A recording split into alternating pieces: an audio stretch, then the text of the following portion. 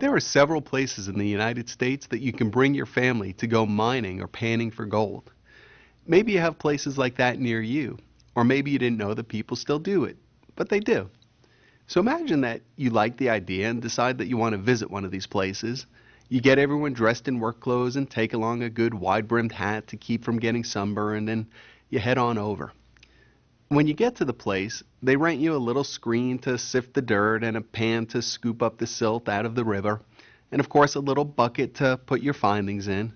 But just as you're about to go out the last door into the field, an employee sitting on his stool next to the door says, "There's no more gold out there." And you're like, "Excuse me?" And he says it again. "There's no more gold out there. It's all been found." And you say, "Well, we're not expecting to get any big chunks, just a few pebbles or something." And he says, "Look, nobody's found anything here for years.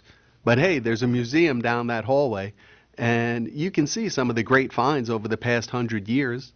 And there's a theater, too, where you can see old movie clips of interviews with some of the famous miners.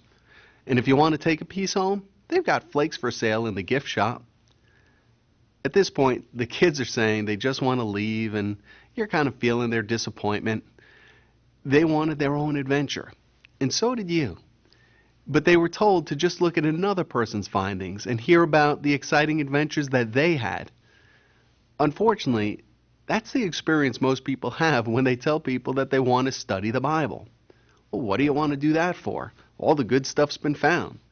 Just study what the great men and women before us have already found. We'll give you the conclusions and the theme verses to back them up, but you go ahead and fill in the rest. Well, I'll grant you that if you use the same map, you'll probably wind up in the same places. There's nothing wrong with those places. But what if we were to throw away the old map that everyone else uses and just start exploring on our own? Maybe we'll wind up at the same place.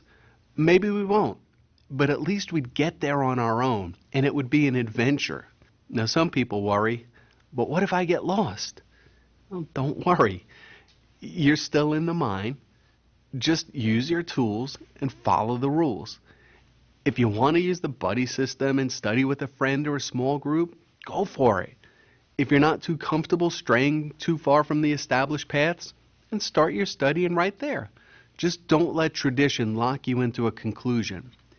The Word of God should be exciting and energizing, and when you start fresh and stay committed, you're sure to get tapped into the source of living energy, the wonderful Word of God.